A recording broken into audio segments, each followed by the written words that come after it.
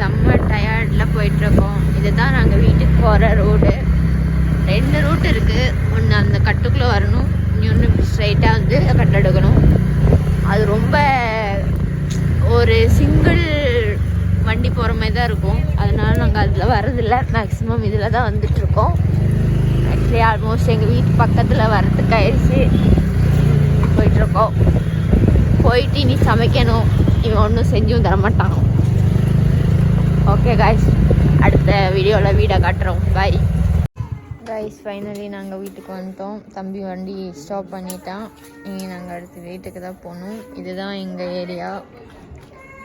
இதுதான் வீடு. எங்கள் வீடு இல்லை, வாடகை வீடு. முன்னாடி ஹவுஸ் ஓனர் இருக்காங்க.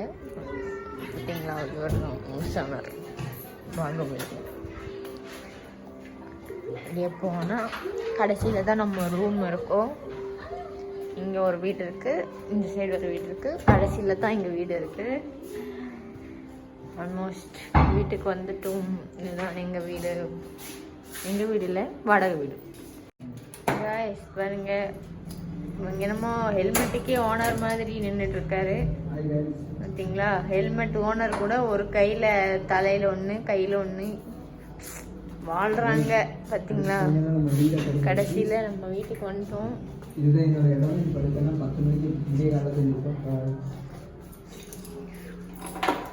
போகிறீங்க. மாடிக்கு போகிறீங்களா? மாடிக்கெல்லாம் ஏறி வரேன் நான் வீடியோ எடுக்கிறதுக்காக. என்னென்ன பண்ணுறது. ஆமாம் கைஸ், ஆமாம், எங்கள் அக்கா கோலமே போட தெரியாது. கோலம்னு சொல்லி ஏதோ ஒன்று போட்டு எங்கள் ஹவுஸ் ஓனரை வந்து ஏமாற்றிடுவா. ஆமாம், அங்கே போட்டேன். அங்கே நம்மளுக்கு செட் ஆகாது, நம்ம வண்டி கீழே விழுந்துடும். அதனால் இதுதான் எங்கள் மொட்டை மாடி. இப்போ நான் இங்கே வந்து எங்களோட புது அயல்வாசியெலாம் இருக்காங்க. அவங்கள டிஸ்டர்ப் பண்ண மாட்டோம். கைஸ் ஃபைனலாக எங்கள் அக்கா வந்து துணி காய போட்டதெல்லாம் துவைச்சி போட்டதெல்லாம் வீடியோ எடுக்கிறாங்க. ஃபைனலாக வந்து நான் தான் துணி தூக்கிட்டு வரேன். ஆமாம் கைஸ். கைஸ் இனி நான் வந்து வீட்டுக்கு போய் துணியெல்லாம் மடித்து வைக்கணும். அதனால் வந்து ரொம்ப கஷ்டம் இருக்குது. துணியெல்லாம் மடித்து வைக்கணும், வீடெல்லாம் கூட்டணும். என்ன பண்ணுறது கைஸ். தம்பி சமைச்சிட்டு இருக்காரு. நமக்கு என்ன சமையல் இன்னைக்கு? உங்களுக்கு பிடிச்ச தக்காளி சட்னி செஞ்சிருக்கேன். அதுக்கப்புறம் கோதுமை தோசை வெந்துட்டு இருக்கு. அதுக்கப்புறம் பிளாக் டீ வச்சிருக்கேன். அக்கா போய் இன்னைக்கு ரெஸ்ட் எடுங்க. ஏன்னா இன்னைக்கு வந்து நீங்க ரொம்ப டயர்டா இருக்கீங்க. இன்னைக்கு தம்பியோட சமையல் எப்படி இருக்குன்னு பார்த்து அதெல்லாம் சாப்பிட முடியும். நீங்க வந்து சாப்பிடுங்க. ஃபைனலா வந்து சமைச்சு முடிச்சாச்சு. இது வந்து தக்காளி சட்னி, இது வந்து பிளாக் டீ, அதுக்கப்புறம் வந்து தோசை இங்கே இருக்குது. தோசை இங்கே வந்து எங்கள் அக்காவுக்கு இந்த தட்டில் போட்டு கொடுத்த போதும். இது இந்த மாதிரி தான் இருக்கும் என்னோடய தோசை.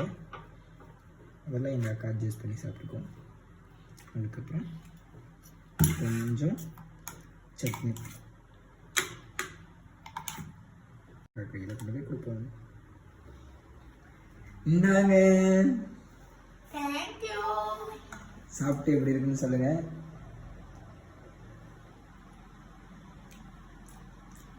ஏதாவது குறை இருந்தா சொல்லுங்க. உப்பு மட்டும் இல்லையா? சரி, நெக்ஸ்ட் டைம் கரெக்ட் பண்ணி. ஃபைனலி சக்கரை போட்டாச்சு. இது கொதிச்சுட்டு இருக்கேன்.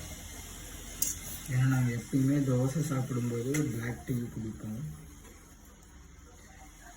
எப்பயுமே நான் சமைக்க மாட்டேன், எங்கள் அக்கா தான் சமைக்கும்.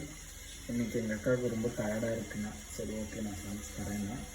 ரொம்ப நாளாக வந்து சமைச்சு கொடுன்னு இருந்தா, இன்னைக்கு தான் டைம் எனக்கே பாவம் பண்ணிடுச்சு. அதனால சமைச்சு கொடுத்தாச்சு. டீ வச்சாச்சு. இனி வந்து அக்கா கையில் கொண்டு போய் கொடுத்துட்டோன்னா இன்னைக்கு சமையல் என்னங்க. டெய்லி நான் சூப்பர். பொய் சொல்லாத. நான் வந்து இங்கிலீஷ் எல்லாம் வேண்டாம், நீங்கள் தமிழே பேசுங்க. ஓகேவா?